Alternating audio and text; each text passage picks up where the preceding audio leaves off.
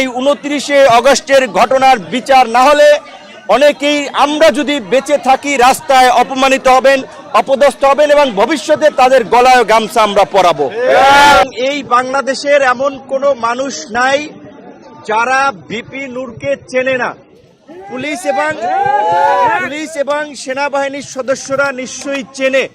তারা আপনারা দেখেছেন চিনেই কি কৌশলে, কেউ বাঁশ দিয়ে, কেউ মাথায়, যে পুলিশের পক্ষ থেকে কোনো নির্দেশনা দেওয়া হয় নাই।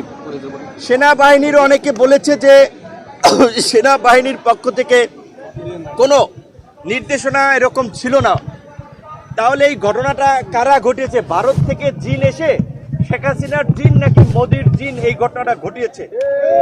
তাই আমরা পুলিশ প্রধান এবং সেনা প্রধানকে পরিষ্কারভাবে বলতে চাই, আপনারা যদি এই ঘটনায় নির্দেশনা দিয়ে না থাকেন, আপনাদের অধীনস্থ সেনাবাহিনী, পুলিশের ঊর্ধ্বতন কর্তৃপক্ষ যদি এই বর্বরচিত হামলা, যেটা হত্যার উদ্দেশ্যে পরিচালিত হয়েছে, এই হামলা নির্দেশনা দিয়ে না থাকে, তাহলে কারা দিয়েছে, কোথা থেকে এই ঘটনার নির্দেশনা এসেছে, সেই ঘটনার একটা নিরপেক্ষ তদন্ত করে জড়িতদেরকে বিচারের মুখোমুখি করবেন, এটা আমাদের প্রত্যাশা। একটা দলের প্রধানকে কার্যালয়ের সামনে এইভাবে আঘাত করা হয়েছে, আমারটা আপনারা মিডিয়াতে গুরুত্ব দিয়ে ফলো করে প্রচার করেছেন। আমি দেশ থেকে সিঙ্গাপুরেও গিয়েছি, কিন্তু আমাদের ছাত্র যুব অনেক নেতারা গুরুতর আহত হয়েছে।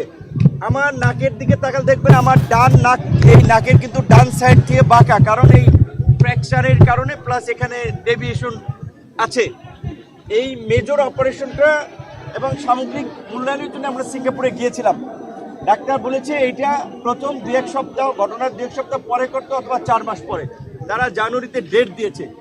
এইভাবে টার্গেট করে আঘাত করা হয়েছে। প্রকৃততে এটা আমাকে বলতে হবে, শেখ হাসিনার, আমরা ফেসিবাদের সময় বলি, এই ফেসিবাদের সময়ও শেখ হাসিনার গদিকে চ্যালেঞ্জ করে আন্দোলন করেছিলাম আমরা। আমাদের উপরে আইন শৃঙ্খলা বাহিনীর এই রকমের বর্বরচিত হামলা হয় নাই। তাহলে এইটা একটা টার্গেট অপারেশন ছিল, আমাদেরকে টার্গেট করে অন্যদেরকে মেসেজ দেওয়ার জন্য এই হামলা পরিচালিত হয়েছে। তাই আমি অন্যান্য রাজনৈতিক দল, গণ অভ্যুত্থানের আন্দোলনকারী নেতৃবৃন্দকেও বলবো, আপনারা যদি পরবর্তী সিরিয়ালে পড়তে না চান, এই ঘটনায় যেই জড়িত থাকুক, যত বড় ক্ষমতাধর ব্যক্তি জড়িত থাকুক, তাকে বিচারের মুখোমুখি করতে হবে, চাকরিচ্যুত করতে হবে। কিন্তু দুঃখজনক, আমরা দেখতে পাচ্ছি ওই গতানুগতিক তদন্ত কমিটি গঠিত হয়েছে, মিটিং চলছে, প্রতিবেদন আলোর মুখ দেখে না। এই যে প্রায় 35 দিন হয়ে গেছে, একটা বিচার বিভাগীয় তদন্ত কমিশন করেছে, তাও তাদের কর্মকাণ্ড কিন্তু আমরা গাফিলতি দেখতে পাচ্ছি। আমরা বর্তমান প্রধান উপদেষ্টা থেকে শুরু করে উপদেষ্টা, অন্যান্য আইন শৃঙ্খলা বাহিনীর ঊর্ধ্বতন কর্তৃপক্ষকে স্মরণ করিয়ে দিতে চাই, একটি বিতর্কিত নির্বাচন করায় সাবেক নির্বাচন কমিশনার নুরুল হুদার গলায় কিন্তু জুতার মালা পরানো হয়েছে। সাবেক প্রধান বিচারপতি বাইতুল মোকাররম ইমাম পালিয়ে গেছে দেশ থেকে। সুতরাং এই 29 আগস্টের ঘটনার বিচার না হলে অনেকেই আমরা যদি বেঁচে থাকি রাস্তায় অপমানিত হবেন, অপদস্থ হবেন এবং ভবিষ্যতে তাদের গলায় গামছা আমরা পরাবো। আমরা সরকারকে সহযোগিতা করছি, আমরা এই সরকার দ্বারা কোনো বেনিফিটেড হই নাই, আমরা সরকারের ভাগ বাটোয়ার অংশীদার হই নাই। যাদেরকে সরকার ভাগ বাটোয়ারা সমঝোতা করে এই পর্যন্ত একটা পরিস্থিতি তৈরি করার চেষ্টা করেছে, সেটা কিন্তু দেখা গেছে এখন কিন্তু দেশের মধ্যে বিশৃঙ্খলা হচ্ছে, নির্বাচন নিয়ে বিভাজন, পাহাড়ে অস্থিতিশীল পরিস্থিতি। কাজেই এখন যদি একটা সুষ্ঠু নির্বাচন, বহুল আকাঙ্ক্ষিত নির্বাচন, সেই নির্বাচন যদি না হয়, তাহলে কিন্তু দেশ আবার একটা সংকটে পড়বে।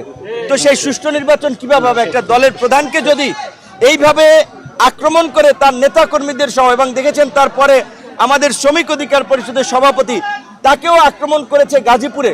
তাহলে কি হচ্ছে? এই সমঝোতার নির্বাচনে যাদেরকে সিগন্যাল দেবে, তারা নির্বিঘ্নে আওয়ামী লীগের আমির নির্বাচনের মতো প্রচার প্রচারণা চালাবে, মিছিল মিটিং করবে। যাদেরকে সিগন্যাল দেবে না, তাদেরকে এইভাবে হামলা করে, আক্রান্ত করে মাঠ থেকে তাড়িয়ে দেওয়া হবে। তাই আমরা মনে করি সুষ্ঠু নির্বাচনের পূর্ব শর্ত হিসেবে এই ঘটনার বিচার, এই ঘটনার তদন্ত এবং জড়িতদের বিরুদ্ধে শাস্তিমূলক পদক্ষেপ নেওয়া জরুরি। অন্যথায় আগামীতে যে সুষ্ঠু নির্বাচন হবে সেটা আমরা বলতে পারি না।